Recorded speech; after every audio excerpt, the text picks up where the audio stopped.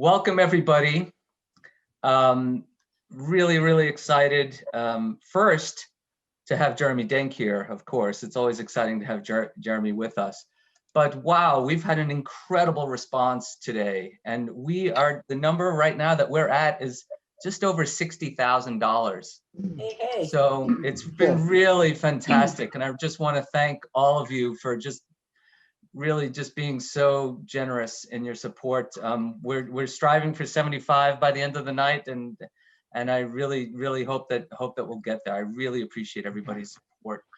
For this session, I mean, some of you come on Monday nights with me and everything, but since I expect a fairly large group, I'm going to ask everybody to mute their screens, and I'm going to start with Jeremy and I will talk a little bit. And then if you go down to the bottom of your screen, there is a tab that says reactions. And if you hit that, and there's a clapping, the first one on the left is a clapping emoji. That, if you have a question for Jeremy or me, I think that's the most efficient way to do this, so it's not a free-for-all. So if, I'll ask that you keep everybody be muted, and then once we open it up for questions, that you click that reaction on there, and then I'll call on you. And if I miss you, click it again. There's a lot for me to pay attention to, but I'll do my very best. But without further ado, as I continue to admit some people, I really am very thrilled to welcome Jeremy Denk, one of our favorite pianists and a MacArthur Grant winner, and just an all-around incredible guy. So let's bring Jeremy in.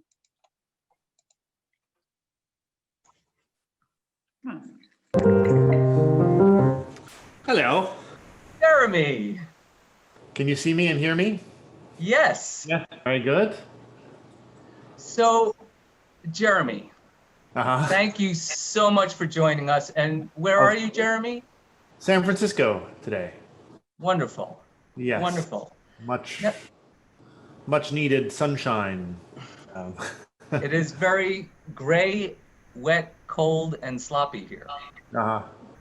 Sorry to hear that. Jeremy, can you take a guess what season was the first time you've appeared on this series? I didn't mind. How far back? Oh, Lord. It was probably musicians from Marlborough.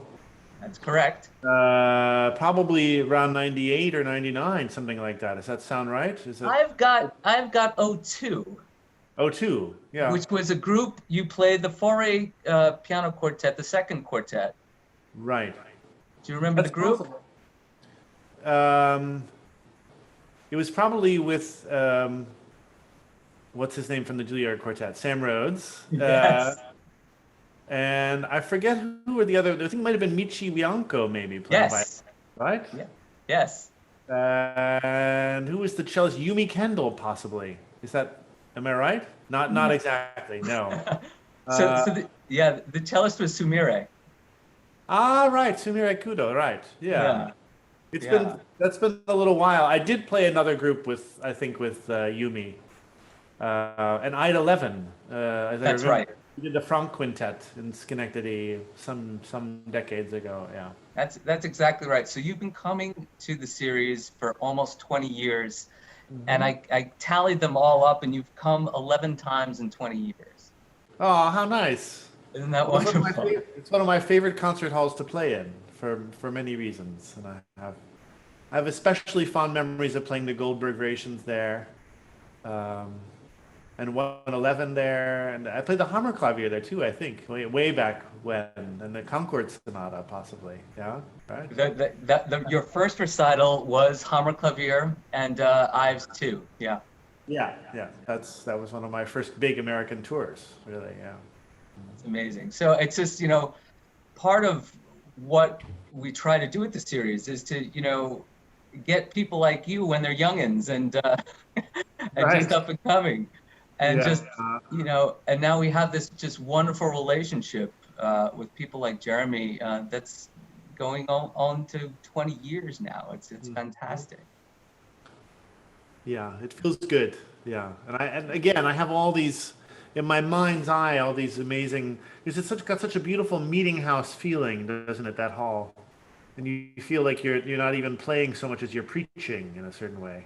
Yeah, and the light, either it's night and it has this nice atmosphere, but in the day too, it has that lovely the sun coming across the space, which is changes the feeling of playing the piano so much compared to the usual, lightless concert hall. Yeah. Yeah, I often talk, since our audience is, we're only coming here to the concerts, they don't really have the broad scope of your busy touring schedule and all the hundreds of places around the country and around the world that you play in.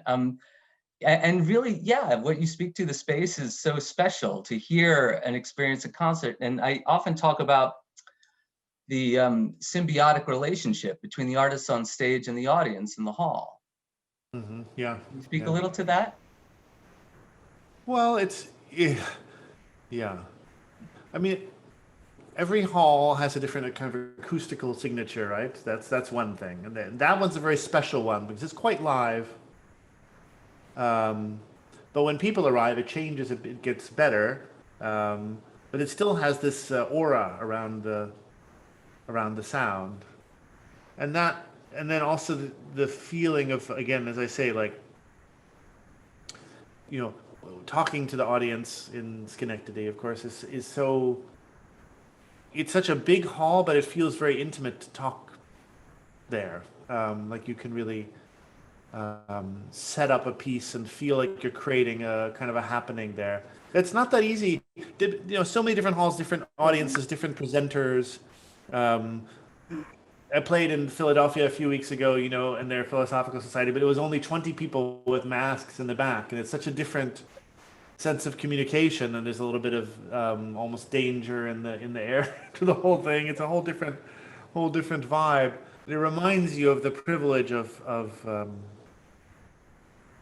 playing for a real audience and looking out through the hall and seeing various faces, either entranced or kind of bored, or somehow looking in their own.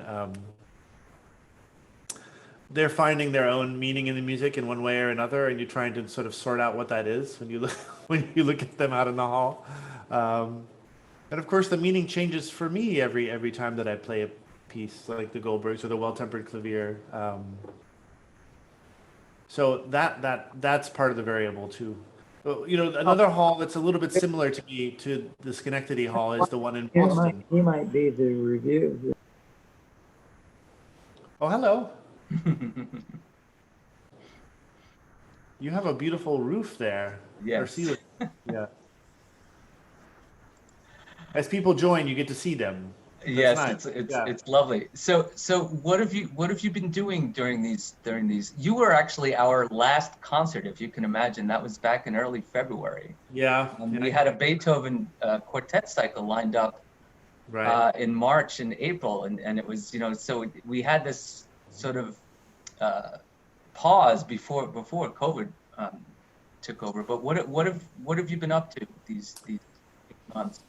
Well, I have no right to complain in any way whatsoever. I have the good fortune of. The misfortune was that I had that whole Bach Well-Tempered Clavier tour set up with that piece that I played for you guys, and that all vanished in April and May, and that had been the work of a couple of years of my life, honestly. So that was hard to deal with. But what I ended up doing was I went upstate to the Ulster County, where I have a little house, and I just started thinking of my long-term tasks that I hadn't accomplished. And one of the big ones was this book that I had been contracted to write. So essentially what I did for the first 3 months is take walks in the Hudson Valley, hikes, and write the book. And I would practice for an hour or two every day, not too much. And I tried to spend 5 or 6 hours a day writing, and a few hours a day out in the garden or hiking or whatever. And in many ways, that was like the perfect time for me. It was real isolation, but I managed to get a lot of stuff written about my old teachers and music that I had, had been sort of in my head one way or another, forming itself, trying to find a way out. And that concentrated time really gave me the opportunity to get into the rhythm of writing and get into the kind of cathartic quality of finding certain scenes from the past that were the most meaningful, and try to. I had the weird thing that the pandemic gave me was it activated certain memories that had been reluctant to come out in the normal course of events. But as I sat, in sort of enforced isolation, a lot of those lessons came back to me in much more detail, piano lessons or chair music lessons from the past. And I was able to then to kind of reconstruct even the dialogue a little bit more clearly, and then think about how I felt at that time, and really go re-inhabit myself from that period. Right. So that's what I did for the first 3 months, more or less. And then I had to practice, again for various live streams and things. And I started being more of a pianist starting in sort of June, July. And I went back into the city and I started seeing people and going through my partner's wine collection. We would drag a bottle or two to the park and we would have picnics, 3 or 4 times a week in Central Park. And that was also pretty nice. We tried to make the best of it insofar as we could. Yeah. And you have, speaking of piano, you actually have a stream coming up at the Y, right? Yeah, I think December 13th or something like that. Is that right? I think I wrote it down. Yeah, December 13th. What are you playing on that concert? I think that's Beethoven 111, right? And Yes. and a couple other things. Yeah. Wonderful. That's wonderful. Yeah. Well, why don't we open it up to some questions from the audience? And I ask everybody to mute yourselves, and then use the hand wave reaction to ask a question. So does anybody have a question for Jeremy Denk?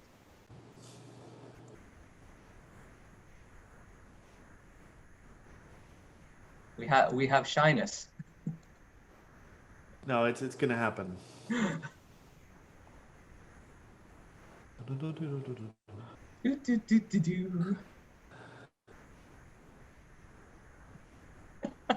Derek? Absolutely nothing. Derek? Yes, John. Hi, I guess I'm not showing up on the video, but I have a question about the book. So is the book done? And if so, when can those of us who've been waiting for years and years and years to read this book actually look forward to reading it? Well, it is more or less done. I got the sort of final round of editorial remarks, and I'm working on a bunch of things. Probably gonna have the completed galley done in 2 months, and we're aiming now for a February of 2022 release and book tour. Supposedly, the world may be more normal by then. Let's hope. It seems very real because they just sent me a bunch of like marketing copy yesterday via email. So I think it's going to be something. There's a lot of it is memoir, as I said, like piano lessons from the past, and then there are interspersed these kind of music lessons, like essays about music the most fundamental elements of music from a very personal angle. And I hope in the interaction between those things that I think it's quite different from any other classical music memoir that I've read. It's certainly, I've tried to be not too technical, but I try to get pretty deep into certain pieces. And pretty deep in the whole psychological nature of receiving lessons, music lessons over the years. And I guess my editor is kind of excited about it, and that's good. That's good news. So it has been many years, and the answer is it's done, sort of, mostly, and it's February 2022. And it's called Every Good Boy Does Fine, theoretically.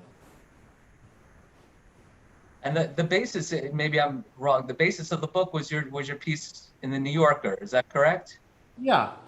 It was the piece I wrote, it was sort of my dream come true to write this love letter to my teacher, George Sebak, who was a great Hungarian guru of the piano and music. And he was in Bloomington, Indiana, very unlikely place for a Hungarian guru to be.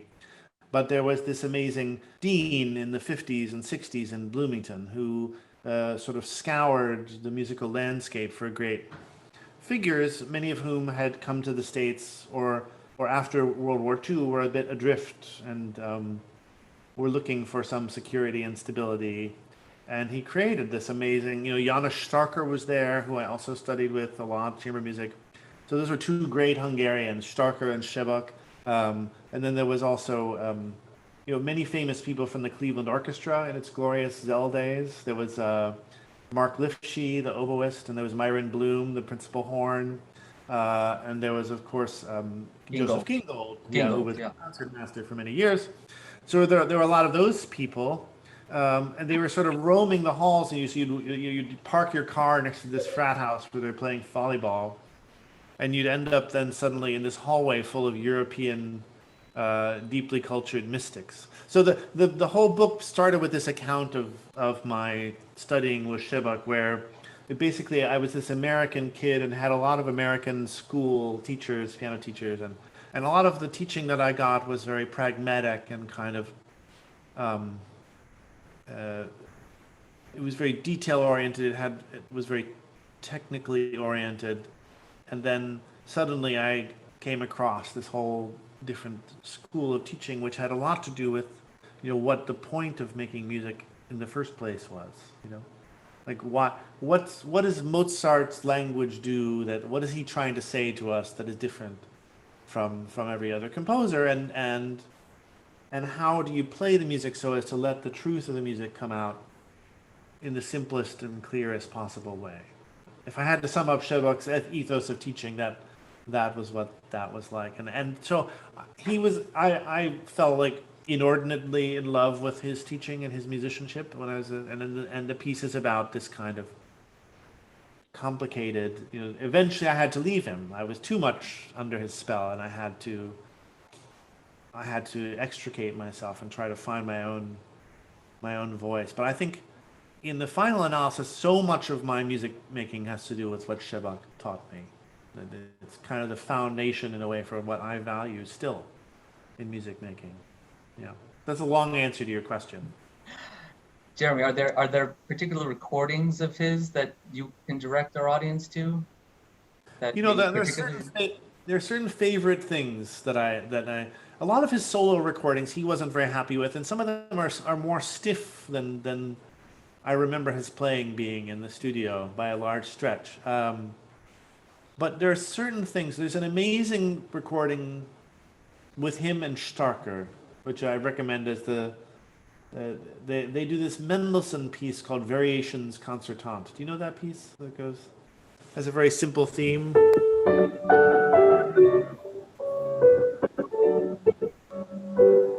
Yeah.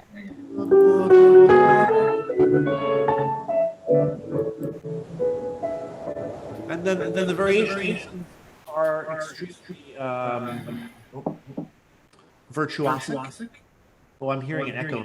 Yeah, there's an echo. Someone entered.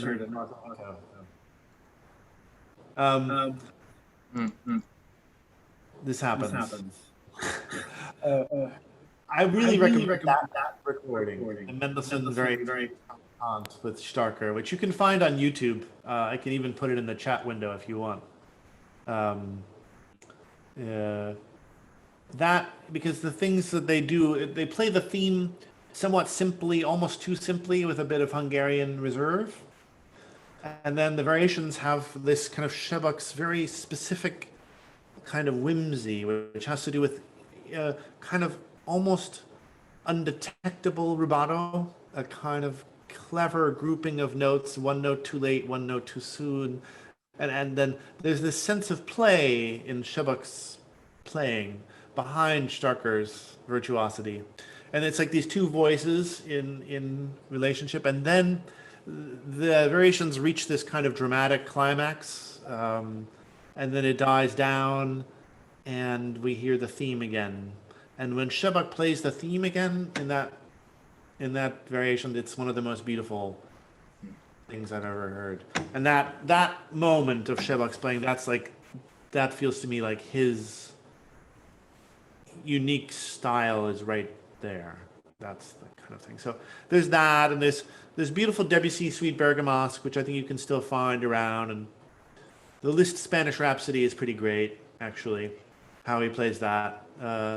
He loved Liszt, being Hungarian, of course, and he went to the Liszt Academy, and it was a giant Liszt Academy diploma on his studio wall. Yeah. Wonderful. Anybody else have a question for Jeremy? Yes, Steve. Okay. The Bay Area where you're at has a shutdown next week or lockdown next week. Does that have any effect on your plans?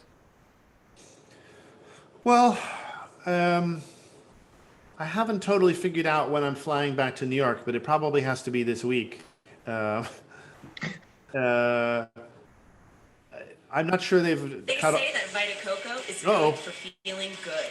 That's what happens. It could be the rehydrating coconut goodness that Hold gives on. you a hand. I'm looking up the Mendelssohn for you guys. There it is. There we go. Okay, stop. Good. I'm back to Zoom. I think it doesn't affect me really. We were just at the farmer's market this morning. That seemed like a safe way to. And otherwise, I'm just practicing here. You know, we don't see anyone. We have a deck outside, so we can be outside. That's good. Yeah, otherwise, you know, I think outdoor dining is going to be done for a while, but I'm not really an outdoor restaurant fan these days. I don't miss restaurants as much as many other people do for whatever reason. I'm happy to do takeout. So no, I don't think so. Yeah. So Jeremy, will you be picking back up the Bach, or? Yeah, we redated a bunch of those, the Well-Tempered Clavier.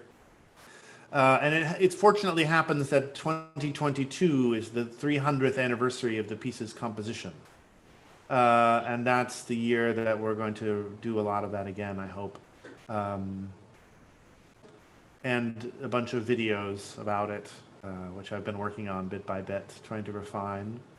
I just came back to them, you know, I stopped playing them because I was kind of heartbroken by but I've been playing them and you know, as I would expect, you know, you come back to them after a little absence, you see them differently.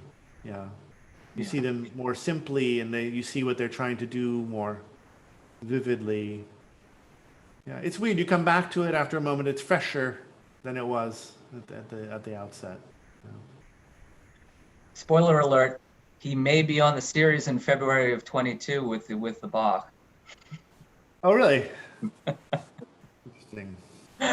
Yes, indeed. I'm hoping the video will be all set by then. I'm really trying to get together I'm going to record them all on video this April and see how that turns out. So I definitely have to practice them. I was going through you know, it's funny, some of them you know really well, like every inch of them. And when there's 24, of course, some of them float to the back of your mind. And the E flat major one, which I've been one of my favorites. Somehow I had forgotten that one even existed in a way, and it's actually quite difficult. Oftentimes, if your fingerings aren't good, if you haven't really decided on good fingerings, the pieces are much harder to bring back. So I had to go through again with my pencil and make decisions all over again. Yeah, it's an amazing resource to have that piece at your fingertips, and I kind of overdosed on it back in February and March and April, and now maybe I'm coming back to love it the same way I did. Well, could I perhaps bother you to maybe play something? It's possible. Let's see. What have I got? I haven't. Which one could I?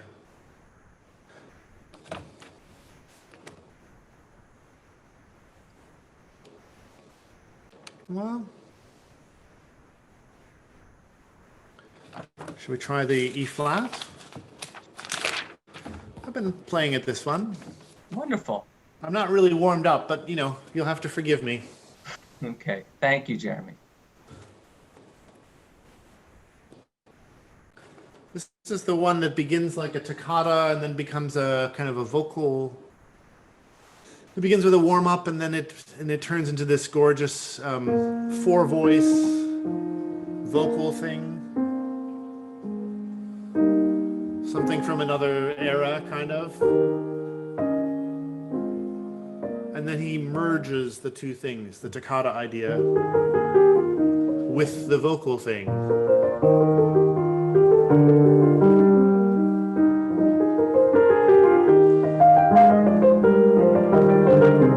So it's like a somewhat mathematical form, in the sense A and then B and then A plus B, but then A plus B turns out to be so much more even than A and B separately. So I'll try. Okay. Can you hear me okay? Is the piano sound happening here? I haven't really set it up for recording. That's pretty good.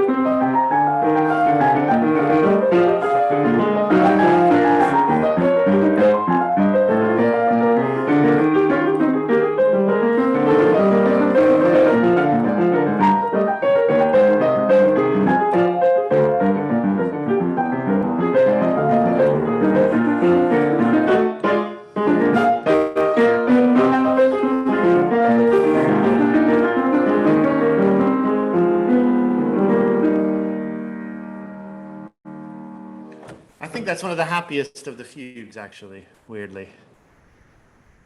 Bravo. Oh, thank Marvelous. you. Marvelous.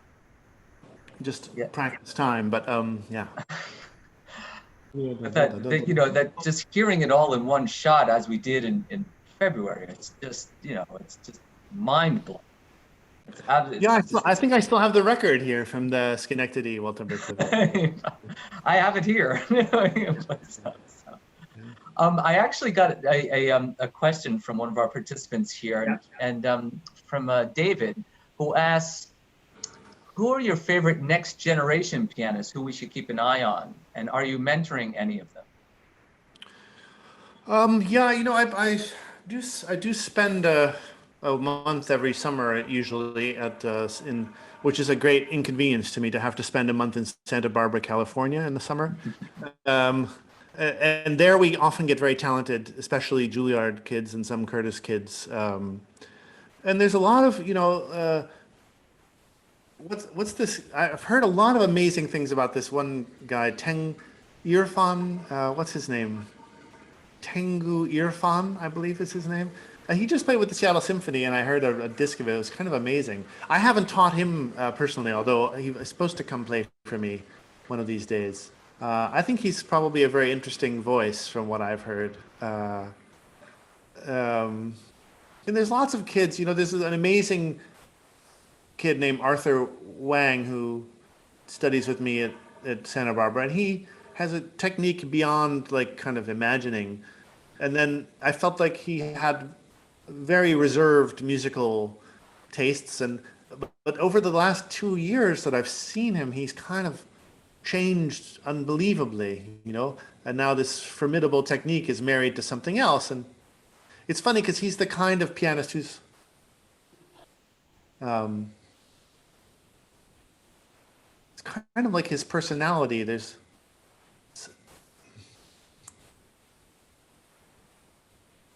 There's so much more wisdom than you thought at first.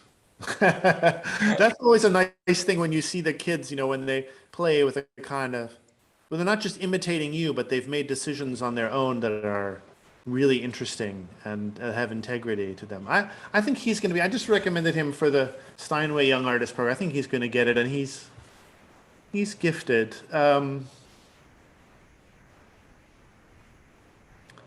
Yeah, I'll keep that in mind. I'll send you some. Derek is better at knowing these things. I'm in my own world all the time, practicing. Not as young as students who are up and coming, but actually tonight, Jeremy, we're featuring the cellist Oliver Herbert. Oh yeah, he's marvelous. Who would come to your concert, yes, and he's doing 3 suites. He's doing the second, third, and fourth suites. Thank you, David Gittleman. You found him. Yeah, Tenku. Yeah, I was close. Tenku Irfan. Yeah. Sorry. No, but it's just reemphasizes the point that these artists keep coming, and they need opportunities, and it's providing young artists with performance opportunities is a very important part of any presenter's job. It's vitally important that we keep these keep perpetuating the art form and present new perspectives. Well, and I think the youngest people are having the hardest time right now, of course, given the pandemic. They're the ones most dependent on the stream of.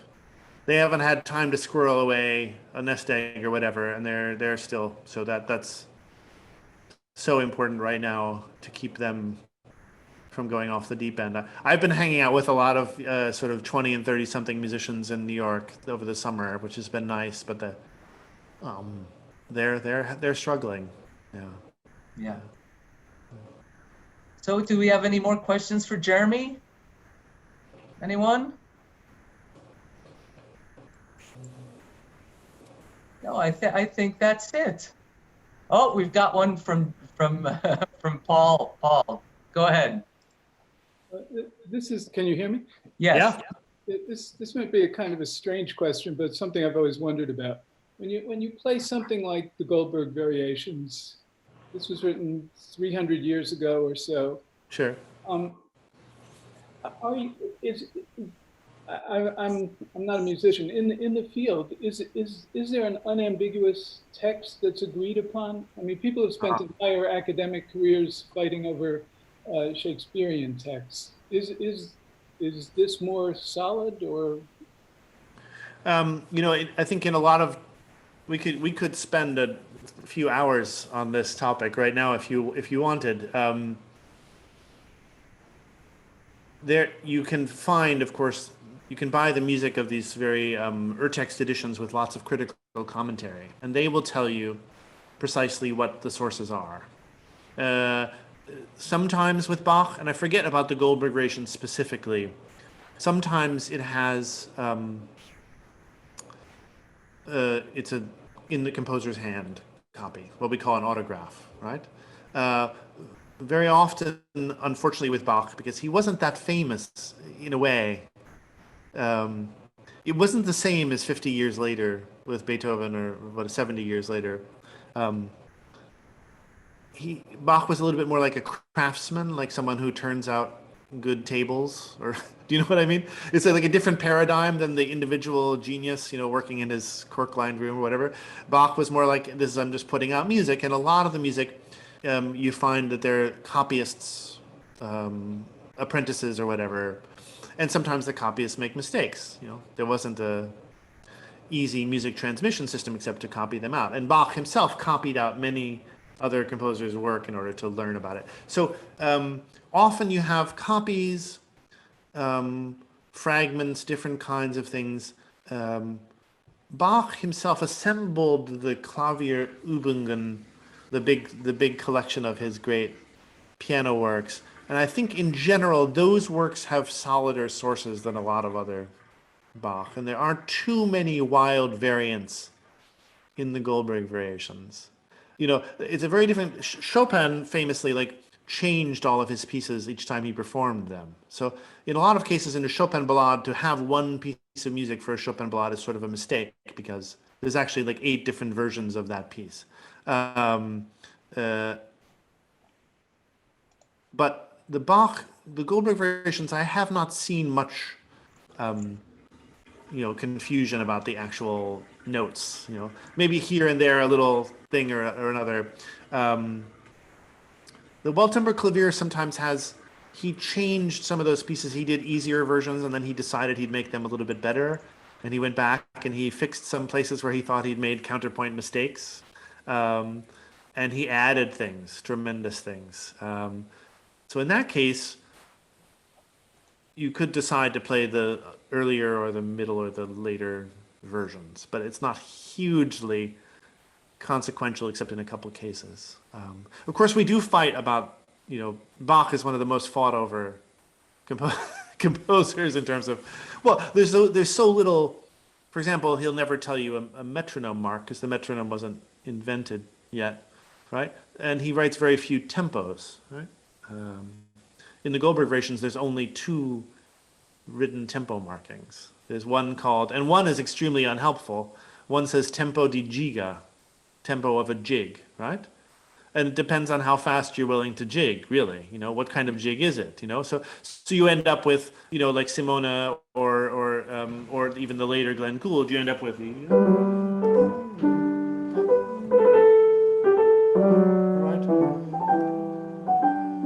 something. For me, that doesn't sound like a jig at all. But they believe that tempo is. And it could be, a certain kind of jig, French jig, or Italian, God knows what, So we fight endlessly about these things. So there's the one tempo marking. The other one, I believe, is actually there might be 3 tempo markings in all the Goldberg, because there's this one,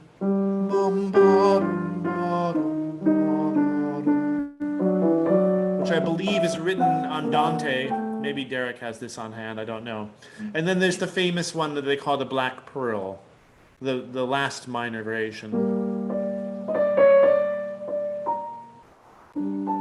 That one, with all the amazing chromatic. And that one is, I believe, is written adagio, which, you'd have to be an idiot not to play it slowly. So it doesn't really help that much, although I suppose it gives you a basic framework. But so we fight about tempos in Bach more than almost anything else. What the style of the time was and how much Bach. I like to say that composers got more anal retentive over the century. The main story of classical music is that the composers get more and more OCD. That is, they mark more and more in the scores. Yeah, that there's more and more metronomes and more slurs and more expressive markings. You know, by the time of Mozart, it's mostly slurs. You know, some of the most important markings in Mozart are slurs. There's sometimes forte in Mozart and piano, right? Very, very rarely pianissimo, or something like mezzo voce. Mostly it's forte, piano, sometimes mezzo forte. Every so often fortissimo, but very rarely. By the time you're in Beethoven, lots of fortissimos, of course, and pianissimos, and then sempre pianissimo for the extra special pianissimo that you want, and then all sorts of, and so there's a gradual escalation of composer specificity. And if you look at, and now, of course, performers complain to young composers all the time if they don't mark absolutely everything. So, so a lot of modern scores are just completely filled in with details. I had a big discussion with Missy Mazzoli over the last couple months because I played a piece of hers. And there were a lot of places where it wasn't clear where to put the pedal on or take it off, And I think she felt a little bit embarrassed by that, and I wasn't embarrassed by it at all. I thought it was the kind of thing that it would be good, to have some ambiguity about it and some interpretive freedom. But I think she felt a little bit that I was complaining, which I wasn't at all. I just wanted her insight, So I don't know if that sort of answers your question. Like, the problem with Bach is there's not enough information. There's just the pitches, and then you have to deduce a lot of the information from the pitches. Yeah. Even slurs in Bach, there aren't that many, like the famous the one I was playing. He writes those separate, so that helps. That's one place. But in a one like this, there's no slurs at all. There's just 16th notes, just a stream of them, and then you have to decide: is it legato or is it? It could be anything. Slur, staccato, or all legato. It could be a lot of things, yeah. And a lot of that's stylistically driven and also performer driven, and also, like, do you think it's a polonaise? Then you would articulate it like a polonaise, right? And for me, that's one of the great joys of Bach, is that you can be infinitely creative with the articulations, and it's one of the best tools that you have. I've gone far afield from your original question, but I hope that helps. That's a wonderful answer. Thank you very much. We've got another question. One more question from Brian. Hey, just a quick question. I was wondering, once we're through this awful pandemic, what aspect of music making do you most look forward to recapturing? Yeah. Obviously, I miss the live performance feeling. It's funny, there's the things that I don't miss. I don't miss the plane travel and the hotels and all of that. And I love that I can now go to the farmer's market every week and have a normal person routine kind of in my life. So there's lots of things that the pandemic reminded me of that I had not been able to do. But there's nothing quite like the energy of a full hall to play a piece, the kind of sense of expectation and communal experience and communal communication, I guess. That's that. As I said, I don't miss restaurants, especially because it's not that exciting for me. It's sometimes, but concert halls. I don't miss movie theaters at all for whatever reason, but something different for me about a concert hall in terms of because when you're in a movie theater, you're just in front of another screen, right? But when you're in a concert hall, I feel it's a slightly, like a medium that you have to bring more to, that everyone in the hall has to bring more to, more of their attention, more of their patience, and more of their love. And that part I miss. And I miss rehearsing with my colleagues too, a lot. That part of it. I had one rehearsal over the summer, masked. Or actually, I had a few in October too. And those were really fun. I'm not sure they were perfectly safe. but we were all tested and whatnot. But it felt really good to talk about music together again, and not just over Zoom or whatever that is. Yeah, I speak to obviously a lot of musicians all the time throughout this time, and the quartets especially are suffering. They're so used to working collaboratively all the time, and and once things loosened up a little bit, it was just so incredible for these groups just to rehearse together and just get together. Right. I know the Takash Quartet are podded, right? So they all have to have their behaviors. They've made this elaborate agreement of what they will and will not do, So I know the violist of that quartet very well, and they are not allowed to fly, right? So he's driving all over the United States, and sleeping in the car because he doesn't feel comfortable staying in hotels. It's amazing what they're doing, to commit to each other as a group. Yeah. Yeah, it's challenging times. You do what's best, and you yearn for these moments that you took for granted, all these years. Yeah. Although I did learn that I should play slightly fewer concerts than I used to, because Derek? Yes, Marjorie.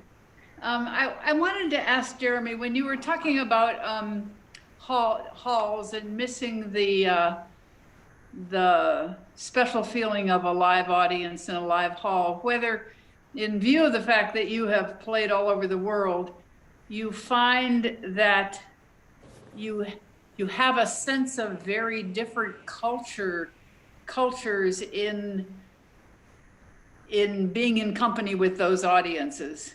I was thinking particularly, your comment put in mind the halls in Sydney, where I've been, and that made me think about whether you have a sense that Australians are very are a particular culture, and is that true all over the world? No, I've only toured in Australia once for a few weeks, which I did enjoy a lot, and the audiences did seem pretty engaged. The most noticeable changes for me, obviously in America, there are certain cities that are drawn a little bit more, and certain audiences that are that have different value systems. Yeah. Sure.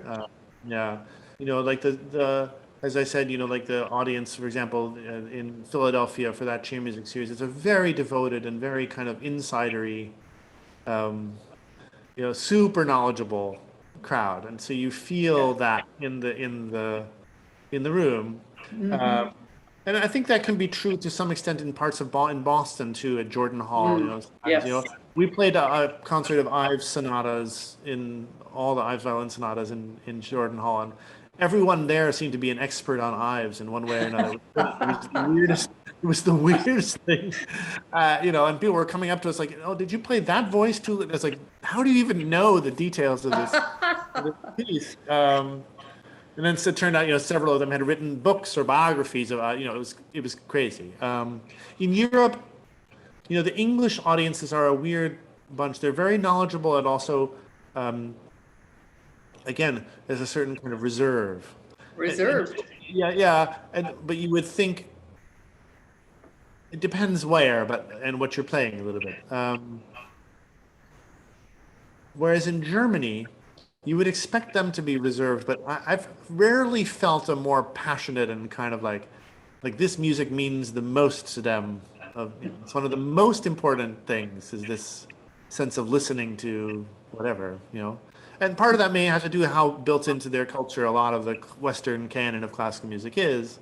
Yes. But also a certain value system built into the education. It's a whole cultural background there.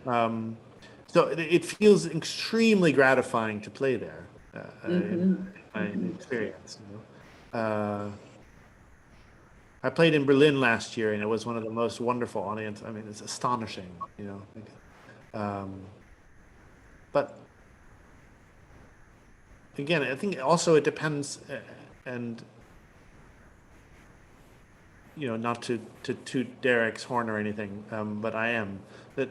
the people who are willing to build their audiences in these places, that the creation of the audience base is one of the most important parts of the whole Yes. music ecosystem.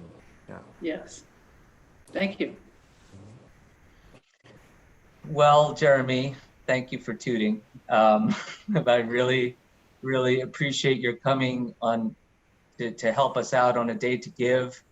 And, you know, everyone, if you haven't yet given, please consider a gift to the series. As with other arts organizations, we're facing a lot of challenges during COVID, and just, you know, the artistry that Jeremy represents is exactly the type of artists that are coming to our stage all the time. We seek to present world-renowned musicians who are saying something very profound, and Jeremy exemplifies that.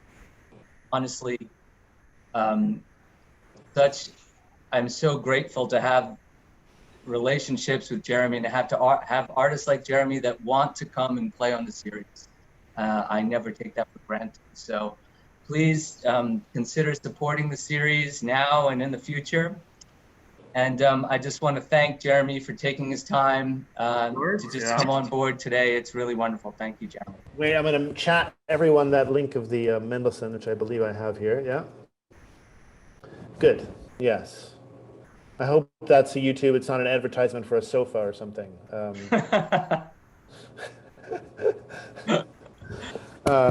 All right. Good. Thank you guys for all your support and being part of music. Yeah, that's so important. Thank you. Thank you, Jeremy. Thank you. All right. Take care, everybody. Stick with us. Thank you, Jeremy. We'll see you soon. Okay. Thank you, Derek. Bye. Bye.